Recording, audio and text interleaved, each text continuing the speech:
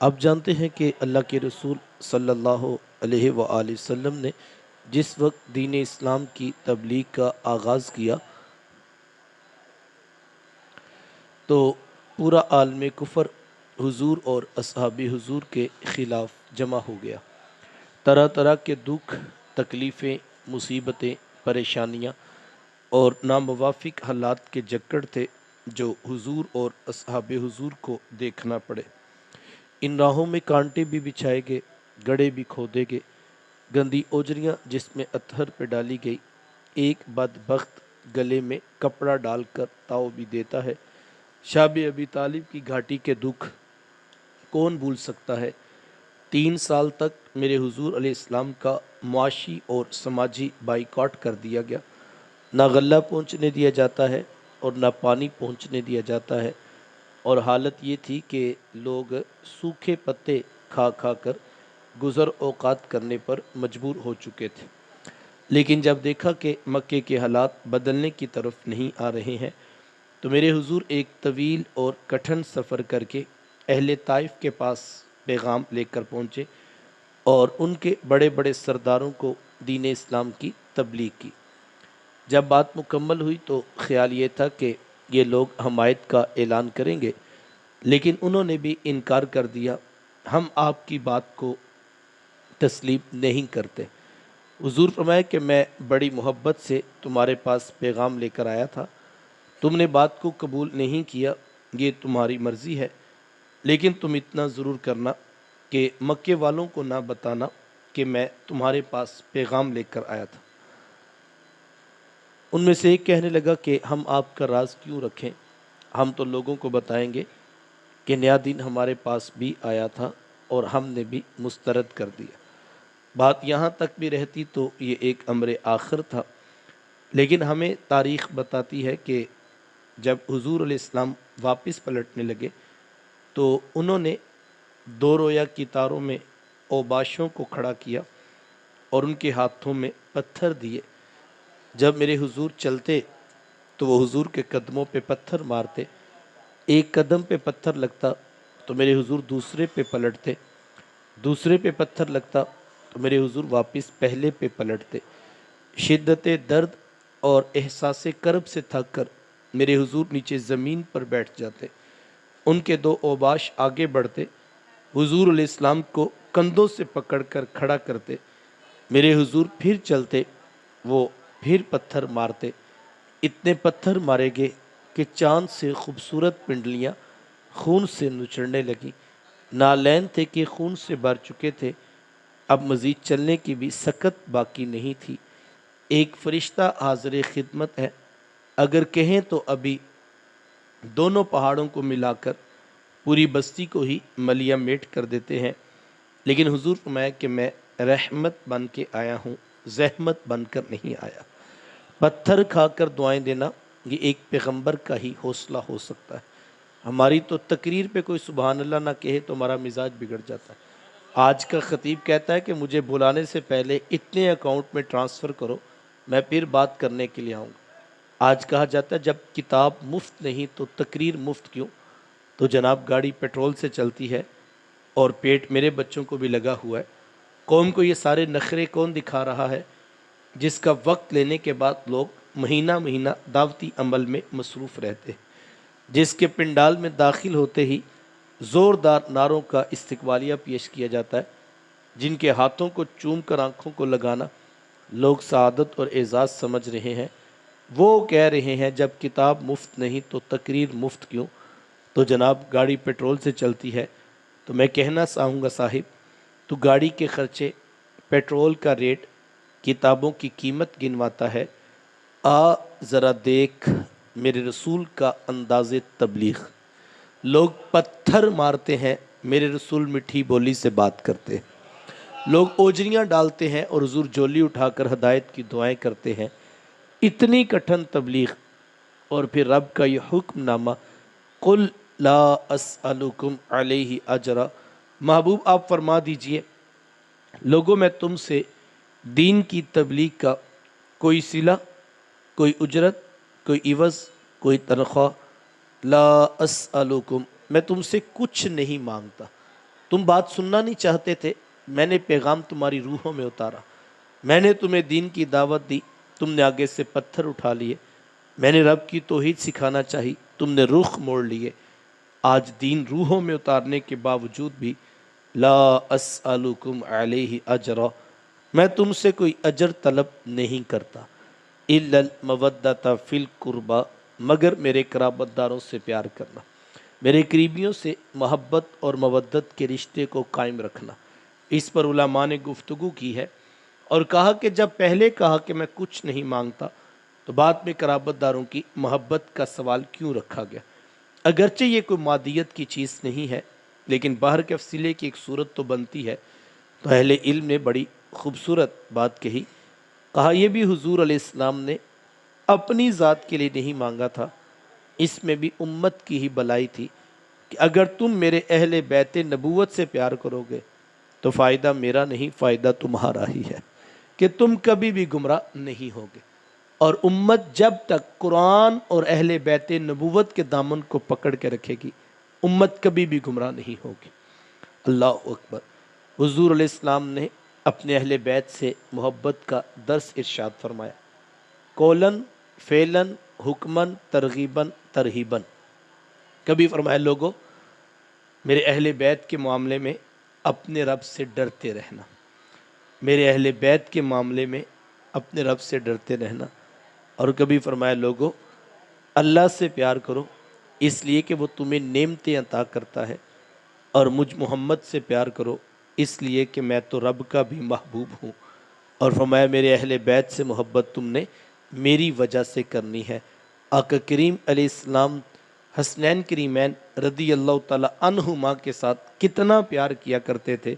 میرے حضور کبھی شہزادوں کو اپنی گود میں بٹھاتے ہیں، کبھی اپنے مبارک سینے پہ کھڑا کرتے ہیں، تو کبھی حضور ان کو اپنے کندھوں پہ اٹھا لیتے ہیں، کبھی اپنی مبارک زبان ان کے منہ میں رکھتے ہیں اور کبھی ان کی زبان اپنے مبارک منہ میں رکھتے ہیں، اور کبھی حضور گھر کے قریب سے گزرتے ہیں اور حضور فرماتے بیٹا فاطمہ ان کو نہ رلایا کرو، ان کا رونا مجھ محمد کو بھی تڑپا دیتا ہے۔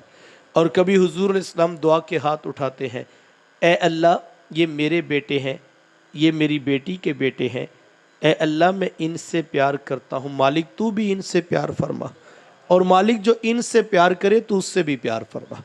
اور کبھی حضور علیہ السلام اللہ اکبر دونوں شہزادوں کے ہاتھ پکڑتے ہیں اور حضور فرماتے لوگوں جس نے میرے بیٹے حسن سے پیار کیا، جس نے میرے بیٹے حسین سے محبت کی، جس نے ان کے بابا علی سے پیار کیا، جس نے ان کی والدہ فاطمہ سے وفا کی، فرمایا جس نے ان چاروں سے پیار کیا کل قیامت کی دن محشر میں محمد کے ساتھ کھڑا کیا جائے گا۔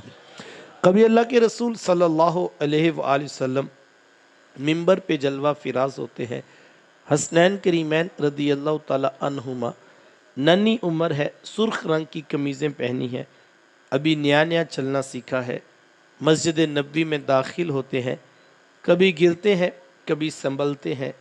میرے حضور سے گرتے ہوئے شہزادے دیکھے نہیں جاتے۔ میرے حضور اپنا خطبہ اپنا ممبر چھوڑ کر جا کے شہزادوں کو اٹھا کے اپنی گود میں بٹھا لیتے ہیں، اور حضور سچ فرماتے ہیں لوگوں رب نے سچ فرمایا ہے، اولاد بڑی آزمائش ہے۔ فرمایا میں خطبہ دے رہا تھا، میں واعظ کر رہا تھا، لیکن مجھ سے گرتے ہوئے حسین دیکھے نہیں جا سکے، اور حضور اسلام نے ان کو گود میں بٹھا لیا۔ اور کبھی صحابہ فرماتے ہیں ہم حضور علیہ السلام کے پیچھے نماز پڑھ رہے تھے، آقا کریم علیہ السلام نے قیام کیا تو ہم نے بھی قیام کیا، محبوب علیہ السلام نے رکوع کیا تو ہم سب نے بھی رکوع کیا، محبوب علیہ السلام نے سر سجدے میں رکھ دیا تو ہم سب بھی سجدہ ریز ہو گئے۔ لیکن فرماتے سجدہ اتنا طویل تھا کہ میرے دل میں عجیب و غریب قسم کے خیالات آنے لگے، میں رہ رہ کر سوچنے کا کہ آخر وجہ کیا ہے، حضور علیہ السلام سر انور اٹھاتے کیوں نہیں؟ فرماتے جب مجھ سے رہا نہ گیا تو میں نے حالت نماز میں سجدے سے سر اٹھا کے دیکھنا چاہا کہ آخر وجہ کیا ہے، حضور سر انور اٹھا کیوں نہیں رہے؟ فرماتے لوگوں میں نے اپنی آنکھوں سے دیکھا کہ محبوب علیہ السلام کی مبارک پشت پہ امام حسین بیٹھے ہوئے تھے، اور حضور سر سجدے سے نہیں اٹھاتے، کیوں؟ کہیں میرا حسین میری پشت سے نیچے نہ گر جائے۔ اور کبھی اللہ کے رسول صلی اللہ علیہ وآلہ وسلم کو حضرت عمر رضی اللہ تعالیٰ عنہ دیکھتے ہیں، کہ حضرت امام حسین حضور علیہ السلام کے کندھوں پہ تشریف فرما ہے۔ تو جب یہ خوبصورت منظر دیکھا تو بے ساختہ زبان سے نکلا، واہ واہ کیسی خوبصورت سواری میسر آ رہی ہے۔ تو حضور میں عمر سواری دیکھ رہے ہو، ذرا شاہ سوار بھی دیکھو کتنا پیارا ہے، میرا بیٹا بھی دیکھو نا کتنا پیارا ہے۔ اللہ اکبر۔ اور کبھی حضرت اسامہ بن زید رضی اللہ تعالیٰ عنہ فرماتے ہیں میں رات کے وقت محبوب علیہ السلام کی خدمت میں حاضر ہوا اور میں نے جو ہے وہ حضور علیہ السلام سے کوئی دکھڑا عرض کیا، محبوب نے میری حاجت پوری کر دی۔ فرماتے دوران گفتگو میں نے غور کیا کہ محبوب علیہ السلام کی چادر میں کسی چیز کی حرکت کا احساس ہے، تو مجھ سے رہا نہ گیا تو میں نے پوچھ ہی لیا، اے بندہ نواز یہ چادر کے اندر کیا ہے؟ آقا کریم علیہ السلام نے اپنی چادر کو ہی کھول دیا۔ فرماتے میں نے اپنی آنکھوں سے دیکھا، محبوب کے ایک پہلو میں امام حسن ہے تو دوسرے پہلو میں امام حسین ہے، اور حضور علیہ السلام نے یوں اپنے بیٹوں کو اپنے باہوں میں لیا ہے۔ حضرت حذیفہ بن یمان رضی اللہ تعالیٰ عنہ اپنی کہانی سناتے ہیں، فرماتے ایک دن میں اپنی والدہ سے عرض کی کہ امی اگر آپ مجھے اجازت دیں تو میں محبوب علیہ السلام سے ملاقات نہ کر کے آؤں، اور امی میں وعدہ کرتا ہوں کہ میں اپنے لیے اور آپ کے لیے بخشش کی دعا بھی کرواؤں گا۔ تو ماں نے کہا بیٹا پھر دیر کیوں کرتے ہو، جلدی محبوب کی چوکھٹ پہ پہنچ جاؤ۔ فرماتے میں حاضر خدمت ہوا، آقا کریم علیہ السلام سے ملاقات ہونا تھی۔ جب مسجد میں پہنچا تو اذان مغرب ہوئی، اقامت کہی گئی، محبوب علیہ السلام نے نماز پڑھائی، لوگ نماز مکمل کر کے گھروں کو چلے گئے اور میں وہیں کونے میں بیٹھ کر انتظار کرنے لگا۔ آقا کریم علیہ السلام اپنی عبادات میں مصروف تھے کہ میری ہمت نہ ہو سکی کہ میں حضور سے کچھ عرض کر سکوں، اور وقت اتنی تیزی سے سمٹا کہ عشاء کی آذان کا وقت ہو گیا۔ آذان ہوئی، اقامت کہی گئی، محبوب علیہ السلام نے نماز پڑھائی، لوگ نماز مکمل کر کے گھروں کو چلے گئے اور میں وہیں کونے میں بیٹھ کر انتظار کرنے لگا۔ گھر جانے کا خیال آتا تو قدم رک جاتے کہ ایک نماز کی چھٹی لے کر آئے تھے، اب نمازیں بھی 2 ہو گئی ہیں، بغیر اجازت کے چلے گئے، دعا ہی نہ کروائی، تو ماں نے تو چھٹی سی شرط پہ دی تھی کہ میرے لیے بخشش کی دعا کروانا۔ اچھا آقا کریم علیہ السلام کی طرف دیکھتا تو حضور اپنی عبادات میں مصروف تھے، ہمت ہی نہ ہو سکی کہ حضور کو کیسے کروں، یہ تو خلل پیدا ہوگا۔ فرماتے اسی کشمکش میں بیٹھا تھا، سوچ رہا تھا کہ کب موقع ملے گا اور عرض کروں گا کہ حضور جی آپ سے ملاقات کو جی کر رہا تھا، اور ادھر ماں سے دعائے بخشش کے وعدے پر چھٹی لے کر آیا ہوں، اب ذرا جلدی سے شفقت فرمائیں اور میرے لیے بخشش کے ہاتھ اٹھا دیجئے۔ آقا کریم علیہ السلام سے یہ کہوں تو تب جب موقع ملے۔ اب فرماتے اسی کشمکش میں بیٹھا تھا کہ تھوڑی دیر کے بعد محبوب علیہ السلام اپنے مصلی امامت سے اٹھے اور کاشانہ اقدس کی طرف بڑھنے لگے، تو میرا دل دھڑکنے لگا کہ حذیفہ اب تو موقع ہاتھ سے جا رہا ہے، اور اگر حضور گھر چلے گئے پھر تو صبح ملاقات ہوگی۔ فرماتے غیر ارادی طور پر نہ چاہتے ہوئے بھی میرے قدم کچھ تیز ہوئے تو قدموں کی آہٹ اور آواز پیدا ہوئی۔ آقا کریم علیہ السلام نے رات کے اندھیرے میں بغیر پیچھے دیکھے فرمایا من ھذا، کون ہے جو میرے پیچھے پیچھے آ رہا ہے؟ حذیفہ تو نہیں ہے؟ قلت نعم، جی جی حضور میں حذیفہ ہی ہوں۔ حضور میں حذیفہ، اللہ تجھے بھی بخشے تیری ماں کو بھی بخشے، بتا کام کیا ہے؟ حذیفہ اللہ تجھے بھی بخشے تیری ماں کو بھی بخشے، بتا کام کیا ہے؟ بندہ مٹ نہ جائے آقا پر تو وہ بندہ کیا ہے؟ بندہ مٹ نہ جائے آقا پر تو وہ بندہ کیا ہے؟ بے خبر ہو جو غلاموں سے وہ آقا کیا ہے؟ ابھی حذیفہ کو پتہ ہی نہیں تھا، اللہ اکبر، لیکن میرے حضور جانتے تھے حذیفہ کس بات کی چھٹی مانگ رہے۔ فرمایا حذیفہ اللہ تجھے بھی بخشے تیری ماں کو بھی بخشے، بتا کام کیا؟ اللہ اکبر۔ اب حضرت حذیفہ رضی اللہ تعالیٰ عنہ خاموش کھڑے ہیں کہ کام کیا بتاؤں؟ کام تو محبوب علیہ السلام نے لبوں تک بھی نہیں پہنچنے دیا اور مسئلہ حل کر دیا۔ اور علماء فرماتے ہیں جو ہم حضور علیہ السلام کی چوکھٹ پہ پہنچ کے اپنے دکھڑے، اپنے درد، اپنی کہانیاں سناتے ہیں، کہا یہ سب کچھ صرف اپنے دل کی تسلی کے لیے ہوتا ہے، ورنہ وہ محبوب تو وہ ہیں جو بند لبوں کی کہانیاں بھی جانتے ہیں، وہ محبوب تو وہ ہیں جو بند سینوں کے درد بھی جانتے ہیں۔ اب حضور علیہ السلام خاموش دیکھا تو حضور فرماتے حذیفہ بتاؤ نا کیا کام تھا؟ اب کام کیا بتاتے، کام تو لبوں تک بھی نہیں آیا، مسئلہ حل ہو گیا۔ اللہ اکبر۔ آقا کریم علیہ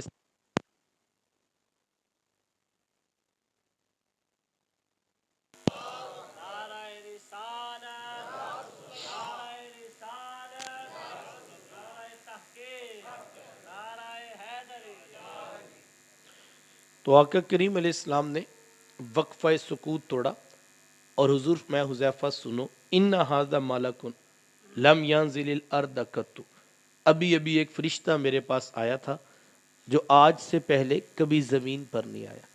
ابھی ایک فرشتہ میرے پاس آیا تھا جو آج سے پہلے کبھی زمین پر نہیں آیا۔ یہاں میں ایک چھوٹا سا سوال کرنا چاہوں گا، رب کے فرشتوں کی تعداد کتنی ہے بھلا؟ آپ کہیں گے لاکھوں میں تو میں کہوں گا کروڑوں میں، آپ کہیں گے کروڑوں میں تو میں کہوں گا اربوں میں۔ کسی کو نہیں پتا کہ رب کے فرشتوں کی تعداد کتنی۔ اچھا میرا دوسرا سوال ہے کہ یہ زمین کب سے بنی؟ تو آپ کہیں 1400 سال تو نہیں جناب، 1400 سال تو میرے محبوب علیہ السلام کی تشریف آوری کو گزر گئے۔ زمین تو 1.25 لاکھ کے قریب انبیاء اور رسول، اور حضرت آدم علیہ السلام زمین پہ بعد میں، پہلے زمین کو وجود ملا تو کتنے سال ہو گئے؟ ہزاروں سال تو اس کو بھی گزر گئے، لاکھوں سال لگا لیے۔ سائنسدانوں نے ایک اندازہ لگایا اور کہا اتنے سال پہلے بنی، لیکن حتمی رائے تو کسی کے پاس نہیں۔ میرا سادہ سا سوال ہے، توجہ چاہوں گا، کروڑوں اربوں کھربوں فرشتوں میں سے کوئی ایک فرشتہ ہزاروں سال پہلے بننے والی زمین پر پہلی مرتبہ آئے تو محبوب اندازے سے نہیں پورے یقین سے بتاتے ہیں یہ والا فرشتہ آج پہلی بار آیا ہے۔ کوئی حد ہے ان کے عروج کی، بالغ العلا بے کمال۔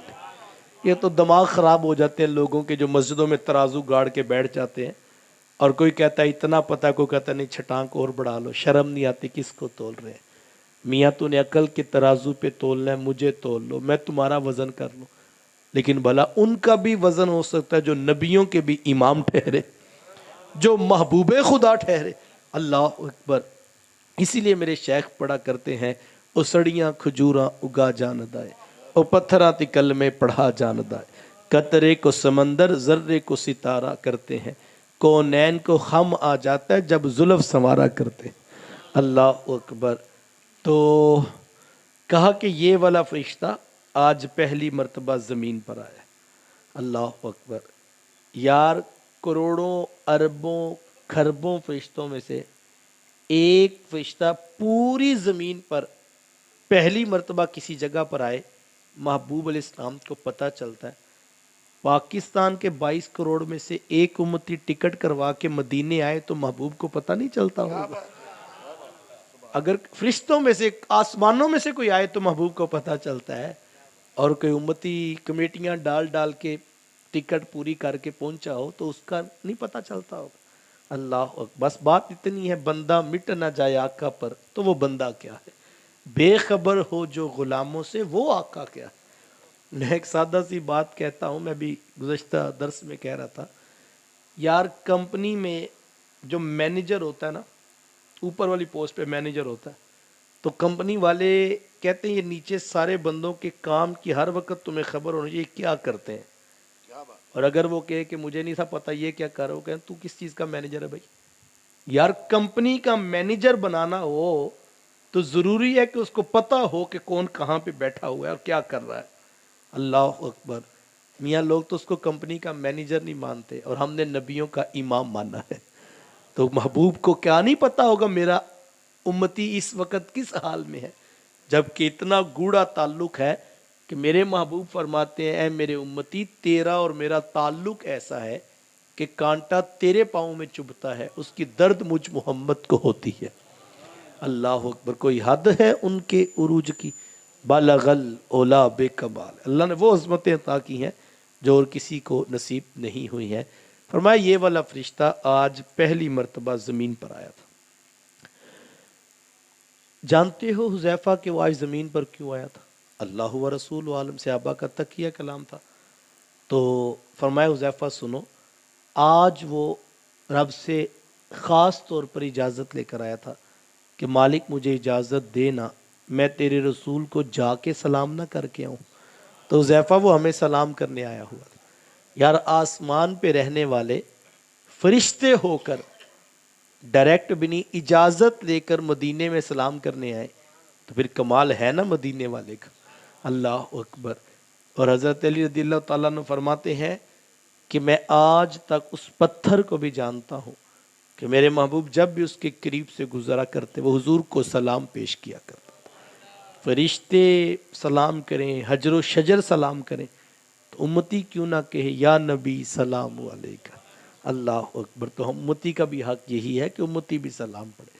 اور میرے شیخ فرماتے یار سلام پڑھنے سے نہ روکا کرو، کوئی صبح پڑھتا ہے تو پڑھنے دو، کوئی دوپہر پڑھتا ہے تو پڑھنے دو، کوئی رات پڑھتا ہے تو پڑھنے دو، یہ وہ وظیفہ ہے جو رب نے حجر و شجر کو بھی عطا کیا ہوا۔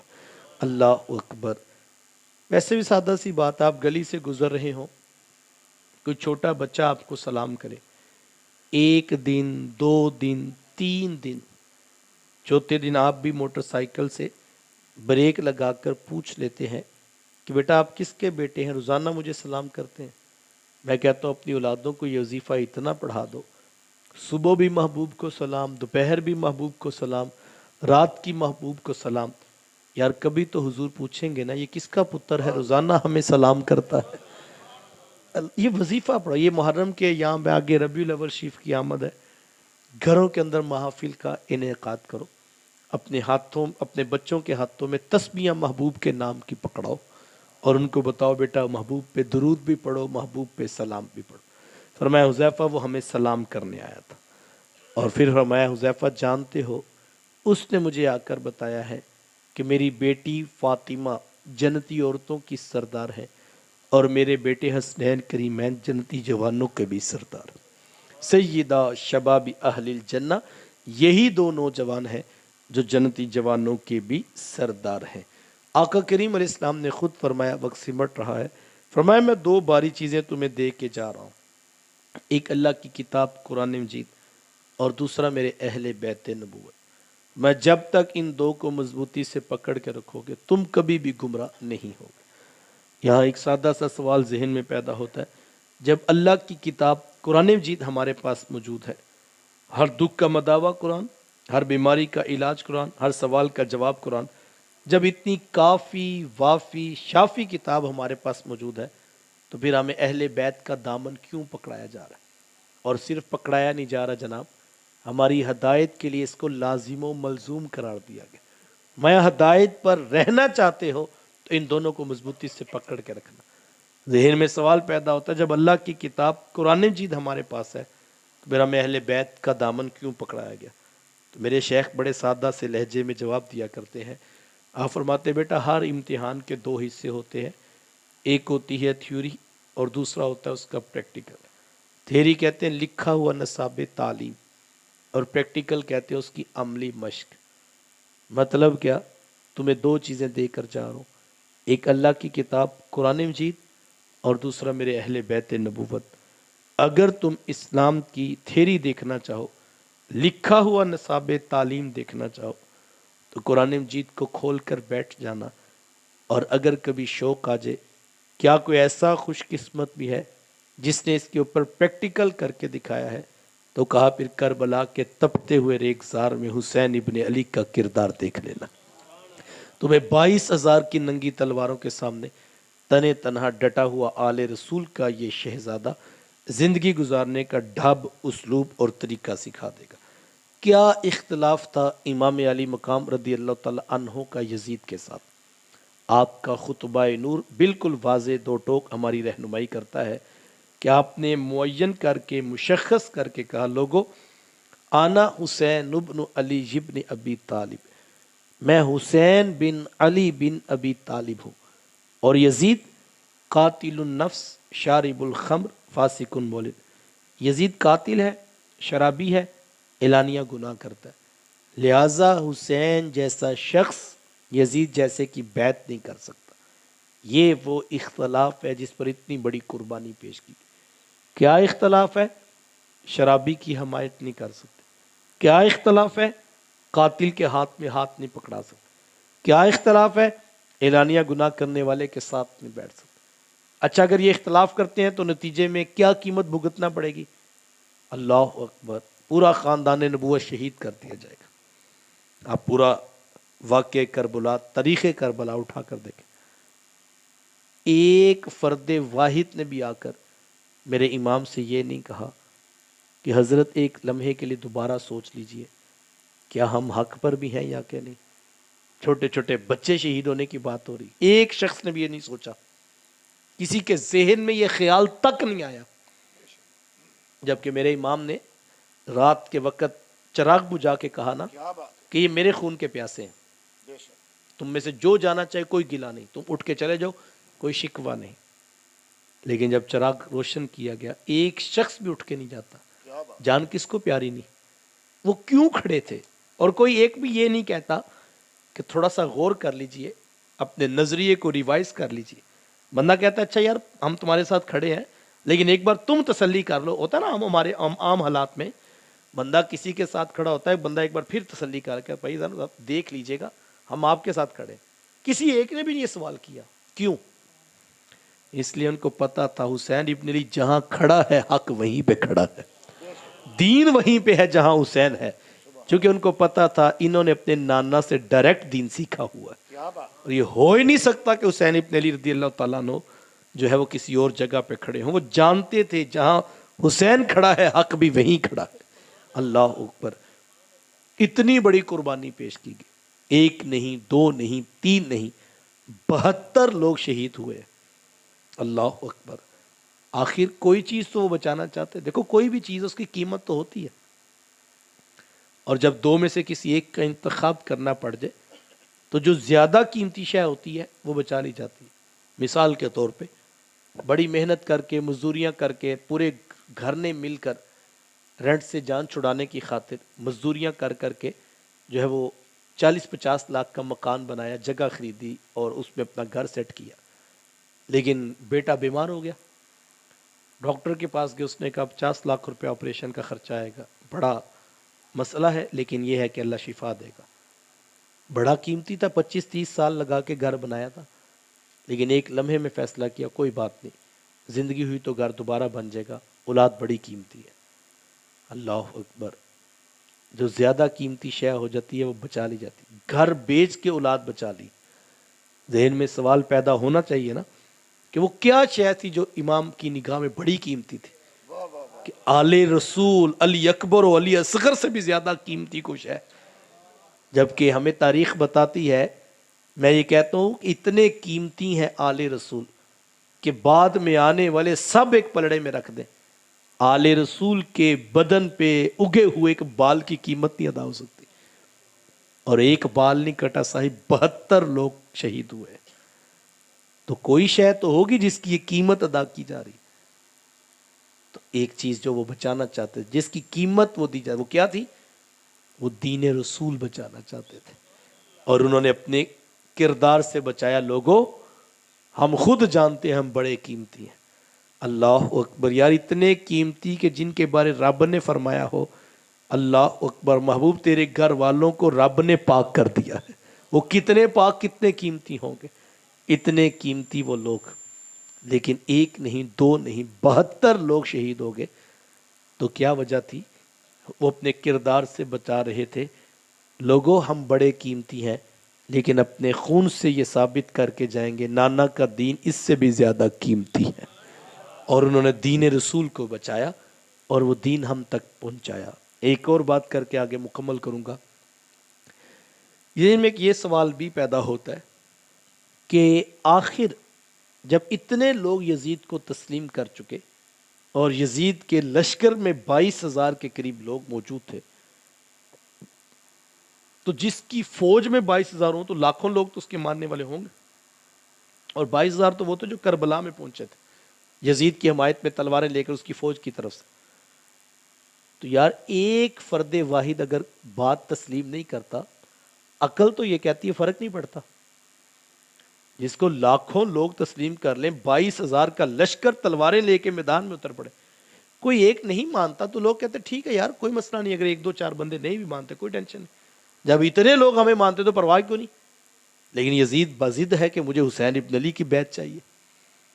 تو آخر کیا وجہ تھی؟ جب لاکھوں لوگ مان رہے ہیں، 22,000 کا لشکر اس کی حمایت میں کھڑا ہے، تو 2 4 10 20 لوگ نہیں بھی مانتے، عقل ہی کہتی ہے کہ فرق نہیں پڑتا، لیکن یزید بزید ہے کہ ہر صورت میں حسین ابن علی رضی اللہ تعالیٰ عنہ کی بیعت لینی ہے. تو وجہ کیا تھی؟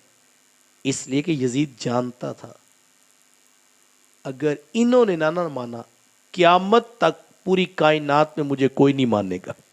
اس کو یہ پتا تھا یہ عام لوگ نہیں ہیں، یہ حضور کے گھر والے ہیں، اور قیامت تک کوئی دوسرا مجھے تسلیم نہیں کرے گا. ان کا نام ماننا کائنات کا نام ماننا ہے. اللہ اکبر. اچھا یہ یزید کو اگر پتا تھا تو میرے امام کو نہیں پتا تھا؟ اللہ اکبر. میرے امام خوب جانتے تھے کہ یہ فرد واحد کا ہاتھ نہیں ہے، یہ امت رسول کا ہاتھ ہے، اور اگر آج یہ ہاتھ یزیدیت کے ہاتھ میں چلا گیا، قیامت تک کوئی دوسرا حسین نہیں آنے والا. میرے امام جانتے تھے یہ کتنا قیمتی ہاتھ ہے، اور اسی لیے میرے شیخ طریقت فرماتے ہیں کہ بیٹا کمزور لوگ ہوتے ہیں جو سر بچانے کی خاطر ہاتھ پکڑا دیا کرتے ہیں، بڑے لوگ وہ ہوتے ہیں جو ہاتھ کی عزت و حرمت جانتے ہیں، وہ 72 سر تو کٹا دیتے ہیں، ہاتھ پھر بھی نہیں پکڑاتے. ان کا ہاتھ اتنا قیمتی ہوتا ہے. یہ امت رسول کا ہاتھ تھا. دین رسول بچانے کی خاطر وہ نکلے اور انہوں نے پورا دین بچا کے امت تک بھیجا. آج دین ہم تک موجود ہے 100% اصلی صورت میں، تو یہ صدقہ ہے خون حسین کا. یزیدیت اپنا جو اثر و رسوخ قائم کر چکی تھی، اور یزید جس طرح سے دین کی قدروں کو پامال کر رہا تھا، اس وقت لازمی نتیجہ تھا کہ حسین ابن علی رضی اللہ تعالیٰ عنہ کو میدان میں آنا تھا، اور قیامت تک حسینیت کے ماننے والوں کی ایک لکیر کھینچنا تھی کہ یہ حسین ابن علی کی راہ ہے اور ہمیں اسی راہ پہ چلنا ہے. کربلا سے کچھ نہیں بچا، 6 ماہ کے بچے بھی شہید کر دیے گئے. یار جب بچے بھی شہید ہو گئے تو بچہ تو کچھ بھی نہیں. اچھا ایک نگاہ سے دیکھیں تو کربلا میں کچھ بھی نہیں بچا، لیکن دوسری نگاہ سے دیکھیں کائنات میں کچھ بچا ہے تو کربلا میں بچا ہے، اور وہ دین رسول ہے جو انہوں نے بچا کر بھیجا ہے. سادہ سا سوال ہے، وہ دین جو انہوں نے بچا کر بھیجا، آج وہ دین کہاں ہے؟ کیا وہ دین میرے کردار میں دکھائی دیتا ہے؟ کیا وہ دین آپ کے اخلاق میں دکھائی دیتا ہے؟ کیا وہ دین ہماری شادی بیاہ کی تقاریب میں دکھائی دیتا ہے؟ اس دین نے آ کے دستک دی اور کہا میں کربلائی دین ہوں، میں کربلا اپنی آنکھوں سے دیکھ کر آیا ہوں. علی اکبر و علی اصغر کے لاشیں میں نے خود اٹھا کے خیموں تک پہنچائے ہیں، میری آنکھوں کے سامنے یہ سب کچھ ہوا ہے. تو حسین ابن علی نے مجھے تم تک بھیجا ہے. تو ہم نے کہا وہ باتیں ٹھیک ہیں، لیکن آج تو ہمارے گھر میں بیٹے کی رسم ہینا ہے، آج تو ڈول دمکہ ہے، آج تو ڈانس ہوگا، آج تو ہندوانہ رسومات ہیں، آج تو ہم آپ کی بات نہیں مان سکتے. اس نے کہا میں کربلائی دین ہوں، میں اپنی آنکھوں سے کربلا دیکھ کر آیا. تو ہم نے کہا وہ بات ٹھیک ہے، آپ 10 محرم کو آنا، ہم آپ کے نام کی سبیل بھی لگائیں گے، ہم جو ہے وہ لنگر بھی بانٹیں گے. لیکن اب خوشیاں بھی تو ہیں نا، شادی بیاہ کا کلچر بھی تو ہے، دوست بھی تو راضی کرنے، خاندان سے ہٹ کے تو نہیں ہم چل سکتے. آخر خاندان بھی یہ کہتا ہے، برادری بھی یہ کہتی ہے سارے بیاہ انجی ہوں نے. تو پھر اب ہمارا بھی تو مسئلہ ہے نا. اس دین نے بڑا کہا، ہم نے دروازہ بھی نہ کھولا اس دین کے لیے. وہ دین ہمارے دفتر میں آیا اور اس نے آواز دے کر کہا میں کربلائی دین ہوں، رشوت دینے والا رشوت دینے والا دونوں جہنم میں جائیں گے. ہم نے کہا وہ بات ٹھیک ہے، لیکن مسئلہ یہ ہے کہ ہمارا نظام نہیں چلتا، معیشت کا بحران ہے، مہنگائی کا طوفان ہے، بچوں کی فیسیں دینی ہیں، اخراجات بھی ہیں. اگر ہم یہ صرف تنخواہ پہ گزارا کریں تو پھر ہمارا سسٹم نہیں چلتا، اوپر والی کمائی بھی ہونی چاہیے. اس نے کہا جہنم میں جائیں گے جو رشوت دیتے ہیں. ہم نے کہا باتیں ٹھیک ہیں، لیکن اس نے کہا میں کربلائی دین ہوں. تو ہم نے کہا وہ ٹھیک ہے بات، آپ 10 محرم کو آنا، آپ ربیع الاول کو آنا، ہم جھنڈیاں لگا کے استقبال کریں گے. اب آپ کہتے ہیں کاروبار بھی آپ کی مرضی سے کرے. وہ دین ہماری دکان پہ آئے تو تاجر نے کہا جب تک جھوٹ نہ بولے مال بکتا ہی نہیں. لیجیے جناب لوگ یقین ہی نہیں کرتے. اس نے کہا قرآن کہتا ہے جھوٹوں پر اللہ کی لعنت. ہم نے کہا وہ باتیں ٹھیک ہے، ہم بھی مانتے ہیں، لیکن مسئلہ یہ ہے کہ سودا نہیں بکتا ہے، اور ہمارے سیل ہی پوری نہیں ہوگی تو خرچہ کیسے پوری کریں گے. علامہ صاحب وہ بات آپ کی ٹھیک ہے، لیکن مسئلہ ہے کہ اصل مارکیٹ کی اور بات ہے نا. آپ تو ممبر پہ بیٹھے ہیں، آپ نے تو تقریر کر دی نا. مسئلہ تو یہ ہے کہ بازار میں نظام نہیں چلتا. تو میں کہتا ہوں جناب اگر یہ نظام چلتا نہیں تھا تو اللہ نے اپنے آخری پیغمبر کو یہ نظام دے کر کیوں بھیجا تھا؟